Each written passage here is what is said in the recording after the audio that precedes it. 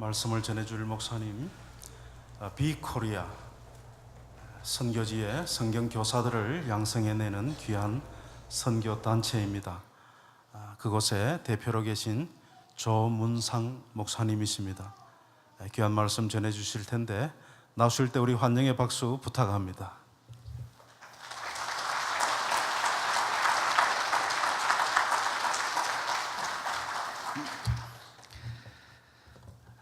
환영해 주셔서 감사합니다.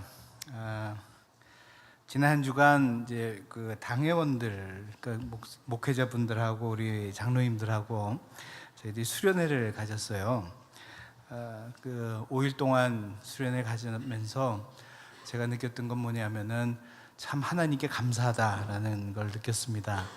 5일 동안 같이 지내다 보면 뭐 이렇게 좀 흠도 보이고 그럴 텐데 우리 목회자분들이나 우리 장로님들이 어떻게 훌륭하신지 제가 어떤 흠을 하나도 찾아보질 못했어요. 그래서 이 그렇게 훌륭한 리더십을 이 교회에 허락하신 하나님께 참 감사를 제가 했고, 그 다음에 우리 김여한 목사님 그 참 목회하시기 행복하시겠다라는 것 같은 생각을 했습니다. 물론 김여한 목사님의 리더십이 또 좋기 때문이라는 생각을 했고요. 제 자신도 같이 성경 공부를 하면서 많은 영적인 회복과 또 더 많은 은혜를 누렸던 아주 좋은 시간이었습니다. 지난 주간에 저희들이 같이 수련을 하면서 공부했던 그 책 중에 하나가 갈라디아서 책이었어요. 갈라디아서 1장부터 6장까지 쭉 공부들 하시고, 또 우리 목회자님들 또 장로님들 다 숙제들도 하시고 시험도 보시고, 제가 좀 빡세게 이렇게 좀 훈련을 시켰는데 너무 잘 따라 주셨고, 이 갈라디아서 중에서 이제 오늘 제가 설교할 본문이 2장 20절 아닙니까? 2장 20절은 갈라디아서 이 전체를 이렇게 딱 요약해 놓은 거다, 이렇게 보셔도 될 것 같아요. 그러면서 사도 바울의 어떤 신앙 간증이라고 이렇게 볼 수가 있습니다. 그래서 이 갈라디아서 2장 20절 한 절로부터 저희들이 오늘 좀 보려고 하는 거는 어떻게 하면 우리들이 승리하는 삶을 살 수가 있겠느냐, 예수를 믿는 사람이 이 세상에서 어떻게 하면은 죄에 굴복하지 않고 승리하는 삶을 살 수가 있는가, 그것을 좀 살펴보려고 합니다. 사도 바울이 여기서 얘기하는 첫 번째 승리하는 삶의 비결은 죽어야 된다는 얘기예요. 죽어야 된다. 그리고 또는 우리가 죽은 것을 알아야 된다라는 것 같은 이야기입니다. 그 앞에 이제 갈라디아서 2장 20절 앞부분을 보시면 다 같이 한번 읽어볼까요? 시작.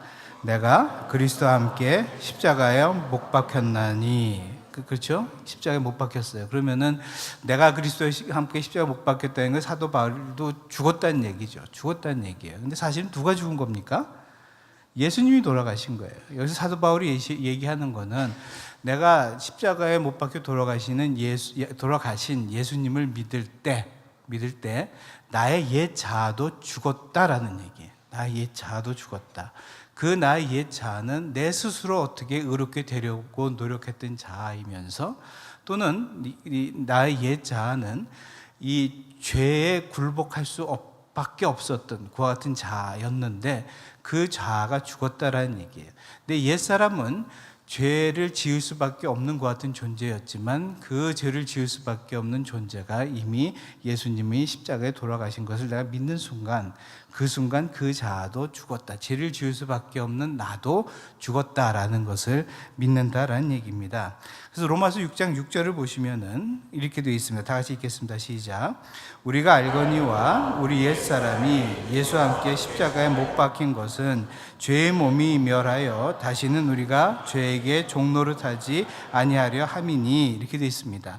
여기서 보면은 내가 예수님 믿기 전의 상태하고 믿는 후의 상태를 조금 같이 비교를 해볼 수가 있습니다. 우리가 그 예수님 믿기 전에는 뭐에 종노릇했다고요? 죄의 종노릇했다, 이런 얘기예요. 죄의 종노릇했다는 얘기는 뭐냐면은 죄가 나의 주인이었다, 마스터였다라는 얘기예요. 주인이었다는 얘기예요.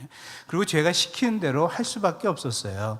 죄가 저 사람 미워하라면은 미워할 수밖에 없었어요. 사랑할 수가 없었고 미워할 수밖에 없었고, 죄가 나한테 말하기를 이 세상에서는 돈 많이 벌고 사는 게 최고니까 무슨 수단 방법을 가리지 말고 해서 돈을 벌고 살아라고 했으면 그렇게 할 수밖에 없었던 거고, 죄가 나한테 말하기를 거짓말해, 그럼 거짓말을 할 수밖에 없었던 거예요. 왜냐하면 죄의 종이니까. 종이기 때문에 죄가 얘기하는 거에 대해서 내가 아니야라고 얘기할 수 있는 능력이 없었고 제가 시키는 대로밖에 할 수가 없었는데, 그 6절에 계속 보시면은 옛 사람이 예수와 함께 십자가에 못 박힌 것은, 여기서도 사도 바울이 얘기하지 않습니까? 옛 사람이 십자가와 함께 못 박혔다. 그 얘기 뭡니까?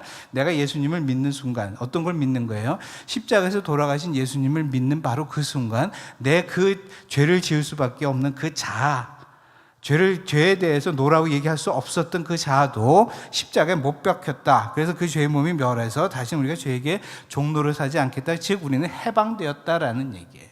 그전에는 죄의 종이었지만 이제는 해방된 것을 우리가 알아야 된다. 그것을 우리가 믿어야 된다라는 것이 첫 번째 승리하는 삶의 비결이 되겠습니다. 미국에 보면요, 여러 가지 노는 날들이 있는데, 할리데이가 있죠. 사람 이름을 따가지고 어떤 그 할리데이 노는 날을 만든 거는 제가 보기엔 마틴 루터 킹 목사님을 기념해서 만든 마틴 루터 킹 주니어 데이, 그거 하나가 있지 않나 그렇게 생각을 합니다. 킹 목사는 베프티스트, 그러니까 침례교 목사의 아들로 1929년 태어났어요. 1929년 침례교 목사님의 아들로 태어나서 17세 때 대학을 졸업합니다. 천재, 수재, 그죠? 17살 때 보통 고등학교 들어갈 나이쯤인데 이때 대학을 졸업하고 더 나아가서 26살에 신학 박사 학위를 취득을 해요. 그래서 목사이면서 신학 박사이면서 이런 사람이죠. 그리고 그는 흑인 인권 운동에 몸을 담습니다. 1963년 8월 23일 노예 해방 100주년을 맞아서 워싱턴에서 열린 평화 행진 대회가 있었습니다. 그 링컨 대통령이 노예 해방을 했기 때문에 링컨 메모리얼 앞에서 이제 연설을 하게 되는 거예요. 그때 수십만 명의 군중이 모였고 거기서 참 이 역사에 남을 만한 그와 같은 유명한 연설을 합니다. I have a dream이라는 그와 같은 연설을 해요. 나에게 꿈이 있습니다 라는 의미가 되겠죠. 그 연설의 내용은 그렇습니다. 지금은 피부 색깔에 의해 가지고 사람의 가치가 판단되어지지만 언젠가는 피부 색깔이 아닌 각 사람이 가지고 있는 능력에 따라 가지고 사람의 가치가 판단되어진 그날이 올 것이라는 그런 꿈이 저에게는 있습니다라는 그와 같은 의미로 연설을 합니다. 이와 같은 연설은 인종차별, 특히 미국에서 인종차별의 심각성을 일깨우는 데 아주 중요한 역할을 했고 미국 인권운동의 발전을 앞당기는 데 크게 공헌을 했다라고 이렇게 사람들이 평을 하고 있습니다. 그리고 그래서 그런지 킹 목사님은 그 연설한 그 다음에 1964년도에 노벨 평화상을 수상하기도 합니다. 그리고 이제 1968년 한 4년 지나서 4월 어떤 그 파업이 있는 그 도시로 갔어요. 멤피스라는 도시, 테네시 멤피스라는 도시에 가서 청소부들이 그때 이제 파업을 했는데 또 하나의 아주 유명한, 잘 알려지진 않았지만 어떻게 보면 굉장히 영적이고 선지자적인 그와 같은 연설과 메시지를 전하게 됩니다. 그 메시지에서 킹 목사님은 자기 자신을 모세에 비유를 해요. 모세에 비유를 하면서 이렇게 얘기를 합니다. 모세가 느보산에 올라가서 약속의 땅은 바라보았지만은 그는 결코 약속의 땅에 들어가지 못했잖아요. 그렇잖아요. 그와 마찬가지로 자기 자신도 어느 날 언젠가는 그 평화스럽고 그 흑백이 평등한 평등한 그 같은 사회가 도래할 거는 알고는 있지만 자기 살아 생전에 아마 못 들어갈지도 모르겠다. 나는 못 내가 살아서 그 나라를 이루어지는 것을 보지 못하더라도 그 나라는 반드시 와서 우리 후손들은 그 같은 나라에서 살 것이다라는 그 같은 연설을 하게 됩니다. 그리고 그 연설이 마치 예언이었던 것처럼 그 다음날 아침에 묵고 있던 모텔 방에서 나와서 복도를 걸어 나오는데 그 극우 백인주의자가 총을 쏘죠. 그래서 이제 암살을 당하고 30몇 세의 짧은 생애를 마치게 됩니다. 킹 목사님은 목사님이셨고 신학 박사였고 또 사람의 어떤 심령과 사람의 어떤 그 심금을 울릴 수 있고 결심을 할 수 있게 하는 그러한 대중 연설가였고 설교와도 같은 놀라운 연설들을 많이 행하신 분명히 영향력이 있는 그리스도인이었어요. 그렇죠? 그 당시에도 영향력이 있었고 아직도 그분의 영향력은 살아 있다고 이렇게 보여질 만큼 분명히 영향력이 있는 그리스도인이었습니다. 하지만 킹 목사가 세상에서는 영향력 있는 그리스도인이었지만 자신이 죽지 않았던 사람이었어요. 그는 자신의 욕망이 살아 있었고 자신의 육욕이 살아 있었고 그 육욕의 지배를 당했다라는 얘기예요. 아이러니하게도 그 암살을 당하기 전날 밤에 모텔에 있었는데 그 모텔 방에서는 다른 여인과 그 밤을 지냅니다. 아내가 아닌 다른 여인과 간통이죠. 간통이고 간음이고 그 음행이죠. 그런 사건이 있었어요. 근데 그게 그날만 있었던 게 아니고 이거는 킹 목사에게 20대부터 쭉 따라왔던 그와 같은 끊이지 않는 죄였어요. 킹 목사의 죄였습니다. 어떻게 알게 되었느냐? 이 사람이 굉장히 선동가이고 영향력이 있으니까 FBI가 이 사람의 집이라든지 이 사람이 가는 곳마다 다 도청을 했습니다. 도청을 해가지고 그걸 녹취를 했어요. 녹취를 보면은 다른 여자들하고 이렇게 밤을 이렇게 지내는 것들이 녹음이 되는 거예요. 그래가지고 한 번은 이제 후보 그때 이제 국장이죠. 후보 국장이 녹취한 테이프하고 편지를 하나 써가지고 소포로 킹 목사에게 보냅니다. 그 편지에는 이렇게 쓰여져 있습니다. 이것이 당신의 추악한 실체다. 이것이 당신의 추악한 실체고 이것이 세상에 밝혀지기 전에 최선의 방법은 너 스스로 생을 마감하는 것이다. 자살하라 이런 얘기예요. 자살하라. 이것이 세상에 다 알려지기 전에 네 스스로 자살을 하는 것이 지금 너에게는 최선의 선택일 것이다. 라는 것 같은 메시지를 그 테이프하고 같이 보냈습니다. 그럼에도 불구하고 그는 이 죄를 벗어나지 못했던 거예요. 왜? 자신이 죄에 대해서 죽었다는 그 사실을 믿음으로 받아들이고 그 믿음에 따라서 행동을 하지 않았기 때문에 그렇습니다. 우리는 더 이상 죄를 짓지 않아도 되는 존재예요. 왜? 죄의 종노릇한 데서 풀어져 났기 때문에 그렇습니다. 아까 로마서 6장 6절에서도 나왔지만은 우리가 죄에게 더 종노릇하지 아니하려 합니다. 예수 그리스도께서 십자가에서 돌아가신 것을 내가 받아들인 그 순간 내가 죄의 종노릇하고 있었던 나의 옛 자아가 죽었던 것을 믿음으로 말미암아 더 이상 죄의 종노릇하지 않고 죄가 나한테 유혹할 때 아니야.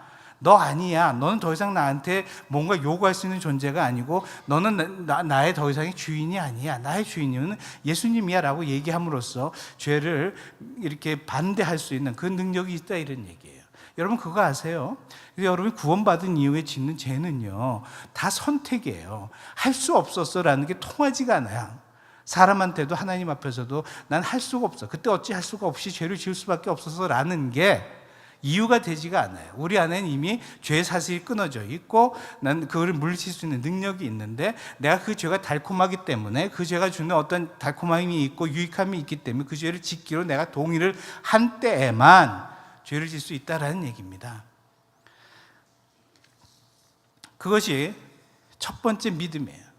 예수님이 돌아가신 것, 십자가에 돌아가시를 믿을 때 나의 죄를 지을 수밖에 없는 그 같은 자아도 죽었다라는 것을 믿는 거죠. 그 믿음이 있을 때 우리는 승리하는 그리스도의 삶을 살 수가 있습니다.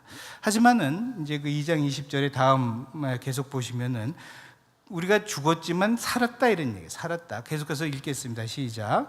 그런즉 이제는 내가 산 것이 아니요 오직 내 안에 그리스도께서 사신 것이라.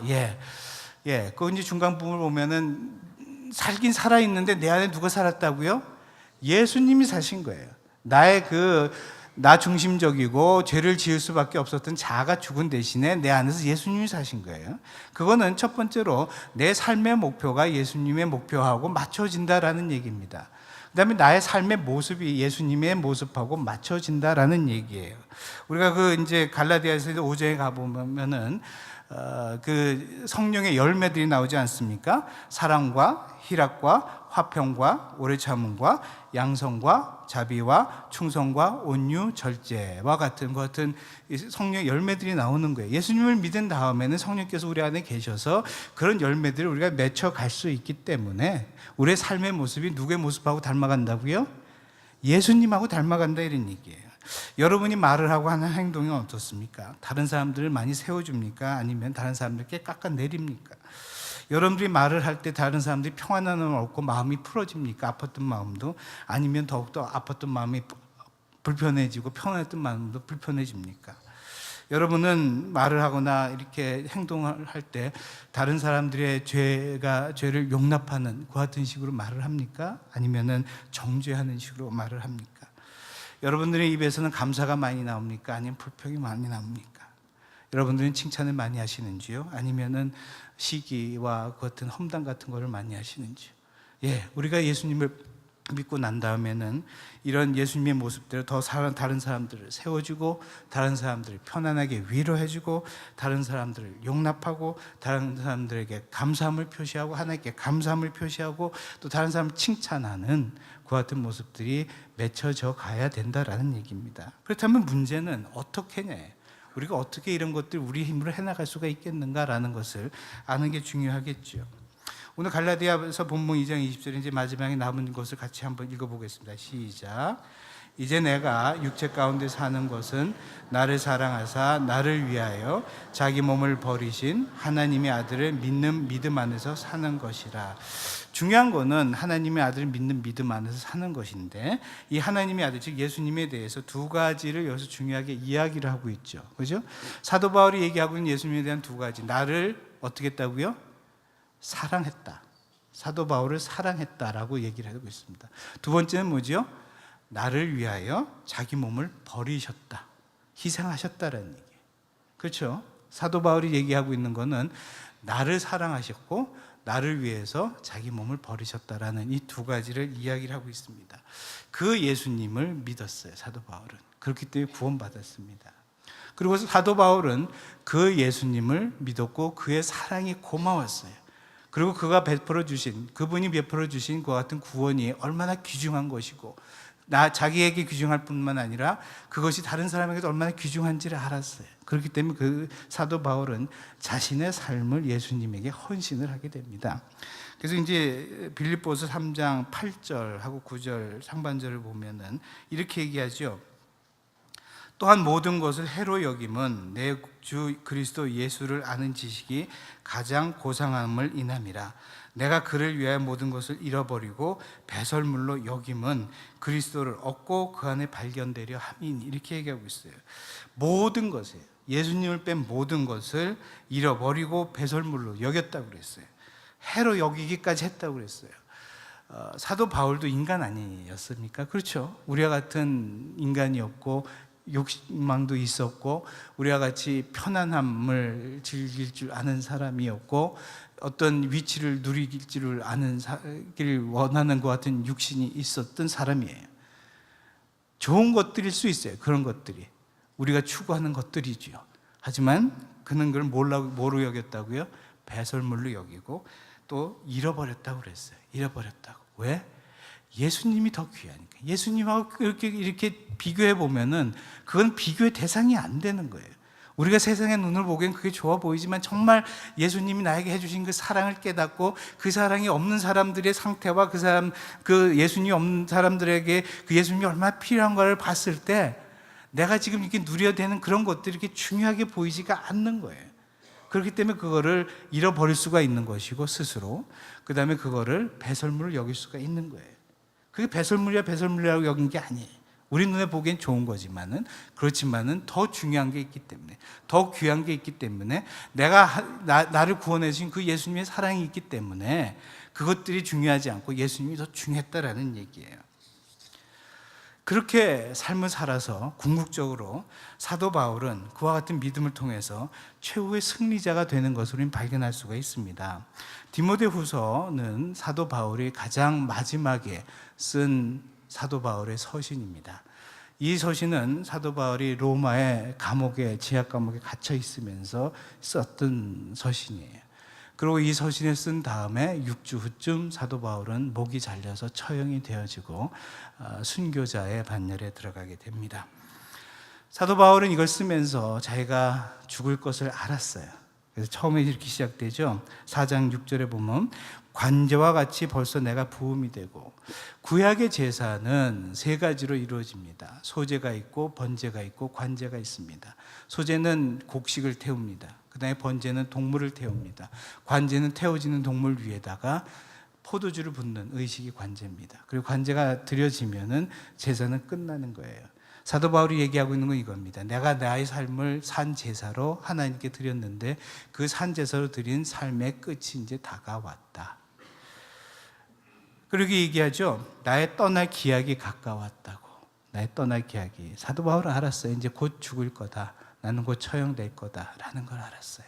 여러분들, 제가요, 예언의 은사가 있는지 없는지 모르겠는데 한 가지 내 분명하게 예언해 드릴 게 있어요. 100년 후면은요, 여기 앉아 계신 분들 이 세상에 아무도 없어요. 100년 후에는 저를 포함해서 있어도 큰일이에요. 그렇지 않겠어요? 100년 후가 됐는데 아직까지 살아있다. 아유, 큰일이지. 언젠가 우리 모두 떠날 때가 와요. 이 세상을 떠나서, 우리 장로님 기도해 주셨죠? 언젠가는 예수 그리스도 앞에 설 때가 와요. 반드시 와요. 내일이 될는지 모레가 될는지 아무도 모르고 누가 먼저일지 모르지만은 반드시 와요. 그날은 반드시 와요. 그때 사도 바울과 같이 이런 고백을 내가 할 수가 있다고 한다면 난 너무 좋겠어요. 내가 선한 싸움을 싸우고 나의 달려갈 길을 마치고 믿음을 지켰으니 이제 후로는 나를 위하여 의의 면류관이 예비되었으므로 주곧 의로우신 재판장이 그날에 내게 주실 것이다. 이렇게 내가 고백할 수만 있다면 내가 정말 선한 싸움을 다 싸웠고 나의 달려갈 길, 예수님께서 보여주셨던 그 목표를 내가 다 마쳤고 믿음을 지켜서 이제는 나에게 면류관이 예비되어져 있다라고 바로 그 죽음의 그 순간에서 그렇게 고백할 수 있다고 한다면 정말 성공한 사람 아니겠어요? 정말 인생을 성공적으로 산 사람 아니겠어요? 그렇잖아요? 정말 행복한 사람 아니겠어요? 많은 사람들이요. 근데 껄껄껄 그런데요. 죽기 전에 껄껄껄. 이렇게 했어야 됐을걸. 내가 이 말 하지 말아야 됐을걸. 이렇게 살아야 됐을걸. 이게 중요했는데 왜 내가 이렇게 다 시간을 보냈나. 이렇게 살아야 됐을걸. 이랬을걸 저랬을걸. 저는 그러지 않고 정말 이런 고백을 하면서 그 임종을 저는 맞이하고 싶어요. 맞이하고 싶어요. 사도 바울뿐만 아니고 사도 바울은 나를 사랑하사 나를 위하여 자기 몸을 버리셨다고 예수님의 사랑과 예수님의 희생을 자기에게 적용했어요. 사도 바울만을 위해서 사도 바울만을 사랑했습니까? 예수님이? 예? 아니죠. 똑같은 사랑으로 나도 사랑하고 여러분도 사랑하세요. 맞죠? 그래서 사도 바울만 위해서 죽으셨습니까? 아니에요. 나를 위해서 죽으셨고 우리 각자를 위해서 그렇게 죽으셨어요. 그렇게 죽으셨어요. 그것을 우리가 감사함으로 받아들이고 그분에게 우리의 삶을 내어드리고 순종하고 그분이 원하는 대로 우리의 삶을 살아나가는 것. 나의 죄를 지을 수밖에 없는 옛 자아는 죽었고 이제는 예수님을 위해서 살아야 되는 자아가 살아있다는 것을 믿는 것. 그렇게 함으로써 우리는 승리하는 죄의 삶을 살 수 있다는 얘기입니다. 그분에게 헌신하고 그분이 원하는 것을 바라보고 나아갈 때 그때 우리는 승리자가 되어질 수 있습니다. 세상에서 하나님의 사랑 또는 예수님의 사랑하고 가장 유사한 게 있다고 하면은 아마 부모와의 자식 사랑이 아닐까 생각을 해요. 자식은 잘 모르잖아요. 그렇죠? 하지만은 우리 어머니 아버지들 자식에 대한 사랑은 알아주든 안 알아주지 않든 그 사랑이 넘쳐나잖아요. 근데 죄송하지만 아버지 사랑보다는 어머니 사랑이 더 깊지 않나 그런 생각을 저는 합니다. 왜냐하면은 이제 저희 집을 봐서 그런 거예요. 저희 집을 봐서 내가 내 아들을 사랑하는 것보다 우리 아내가 우리 아들을 사랑하는 사랑이 훨씬 더 크다라는 건 내가 부인을 할 수가 없어요. 그건 뭐 어떻게 내가 아니야라고 내 아들 앞에서도 떳떳이 얘기할 수가 없어요. 네 엄마의 사랑은 나보다 한 10배쯤 강한 것 같다라고 내가 스스로 인정을 할 정도가 되니까요. 저희들이 선교사를 했기 때문에 외국에서 이 녀석이 중학교, 고등학교를 나왔어요. 그러다 보니까 이제 대학을 미국에 있는 학교를 가게 됐으니까 우리하고 대학 다니는 동안 이제 떨어져 있었죠. 그러니까 이 아들이 얼마나 보고 싶겠어.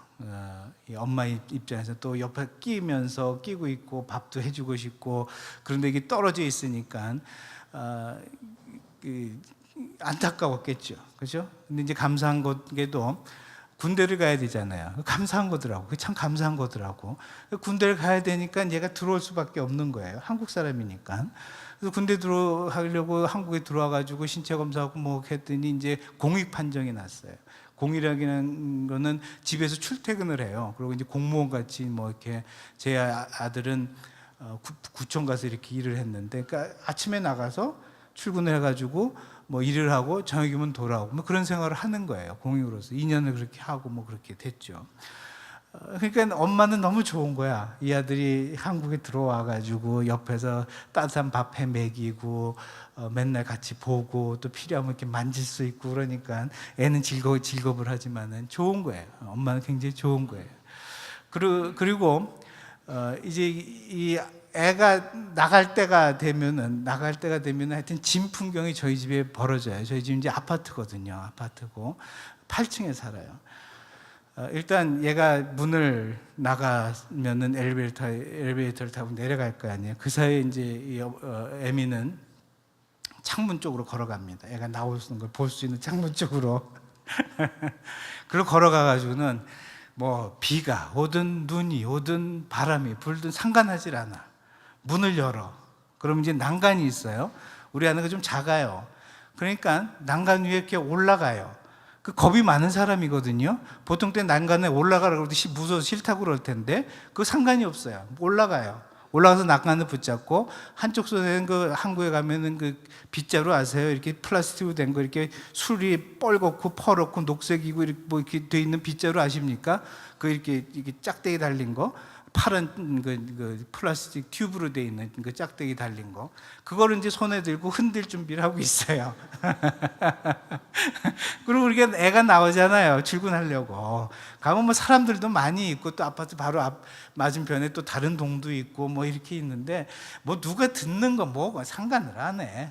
그냥 거기서 걔 이름을 부르는 거야. 조장환 하고 뒤통수에 대고 부르는 거예요. 그 애는 처음에는 싫은 거야. 그 엄마가 주책맞게 저란다 이거야. 내가 지금 뭐 다 커가지고 20몇 살인데 그냥 뒤에 대다고 조장하고 이렇게 부르는 게 싫으니까 그냥 못 들은 척하고 내려가고, 이 사람 또 이거 흔들면서 또 안 보일까봐 8층이니까 잘 보이라고 흔들면서 언제까지 부를까요?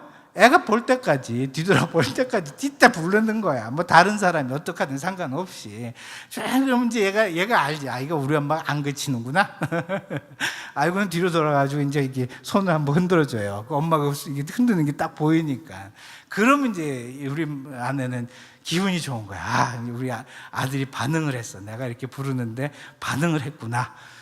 그런데 이제 좀 내려가야 돼요. 좀 이렇게 내려가서 이렇게 왼쪽으로 꺾어져야 버스를 타는데 그쪽으로 가거든요. 이 아들이 끝까지 안 보일 때까지 계속 흔들고 있어요. 계속. 그럼 비가 와도 흔들고 있고, 눈이 와도 흔들고 있고, 추워도 흔들고 있고, 더워도 흔들고 있는 거야. 그래서 제가 그랬어요, 처음에. 아, 여보, 이제 다 봤잖아. 이제 들어와. 이게 춥다. 들어와라. 들어오고 그랬는데, 그럼 대답도 안 하고 계속 흔들고 있는 거예요. 계속. 그러더니 이제 이게 안 보이게 되니까 내려와서 문 닫고는 이제 제게 오는 거예요. 제게 와가지고 대려 묻는 거예요. 내가 왜 이렇게 계속 흔드는 줄 아느냐? 뭐 잘 모르지. 그래서 잘 모르겠는데 왜 이렇게 흔들어? 그랬더니 제 아내가 이러더라고요. 자기도 안 돼요. 저 녀석이 또 돌아보지 않을 걸 안 돼. 그런데 혹시라도 돌아봤는데 엄마가 안 보이면 섭섭할 거 아니네. 그래서 계속 흔든대요. 안 보일 때까지, 걔가 안 보일 때까지. 이게 하나님의 사랑이고 예수님의 사랑, 그보다 훨씬 더 크겠죠. 우리가 반응하고 돌아보기를 바라시고, 그분을 쫓아오고, 그분을 따라가고, 그래도 때로는 큰 소리로 부르기도 하시고, 때로는 조그만 소리로 부르시기도 하시고, 때로는 기다리시기도 하시고, 그것이 바로 하나님의 예수님의 사랑이에요. 그분을 믿음으로 돌아보는 거예요. 우리는 우리의 삶의 길에서 예수님의 길로 예수님을 바라보는 거예요. 뭘 가지고? 믿음으로. 그리고 믿음으로 그분의 발자취를 따라가는 거예요. 때론 그것이 우리에게 보기에는 불합리해 보일지라도, 때론 그것이 우리에게 손해같이 보일지라도, 하지만 절대 불합리하지 않고 손해나지 않아요. 왜? 전지하신 분이니까 불합리할 리가 없어요. 전능하신 분이 우리를 사랑하시기 때문에 절대 우리를 나쁜 데로 데리고 가지 않아요. 그분을 믿음으로 바라보고 그분을 따라간다면 가장 좋은 곳으로 우리를 인도하시죠.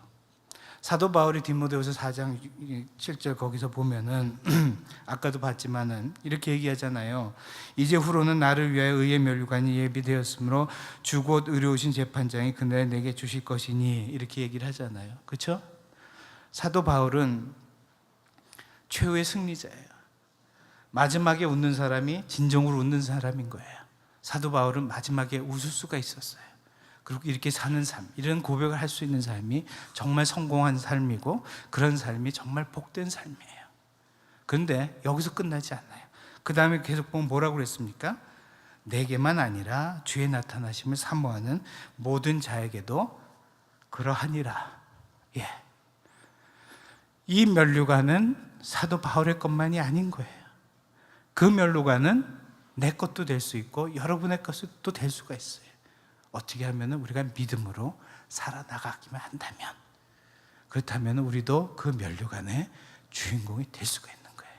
나도 그 면류관의 주인공이 될 수 있고 여러분도 면류관의 주인공이 될 수가 있습니다. 그러기 위해서 첫째, 믿음으로 죽어야 돼요. 내가 예수님을 믿었을 때 죄를 지을 수밖에 없었던 그 같은 내 옛 자아는 죽었다라는 것을 믿어야 돼요. 더 이상 죄는 내가 굴복할 대상이 아니고 정복할 대상이라는 것을 알아야 돼요. 두 번째, 믿음으로 예수님을 따라가야 돼요. 내 안에 그럴 힘이 있고 그것이 나한테 가치 있는 것이고 그게 내 삶의 목표이기 때문에 예수님을 믿음으로 쫓아갔을 때, 그럴 때 우리는 승리하는, 사도 바울과 같은 승리의 면류관의 주인이 됩니다. 사랑하는 성도 여러분, 믿음으로 죽으십시오. 또한 믿음으로 사십시오. 그래서 여러분 모두가 그 면류관의 주인공이 되시기를 예수 그리스도의 이름으로 축원합니다. 하나님 아버지, 우리를 구원해 주신 당신께 감사와 찬송과 영광 올려드립니다. 이제 저희들의 삶을 우리 주님께 올려드리기를 원합니다. 아버지 하나님, 주님을 돌아보면서 주님을 쫓아가면서 죄에게 더 이상 지지 아니하고 승리하는 삶을 살 수 있도록 축복하시고 인도하여 주시옵소서. 예수 그리스도의 이름으로 기도드리옵나이다.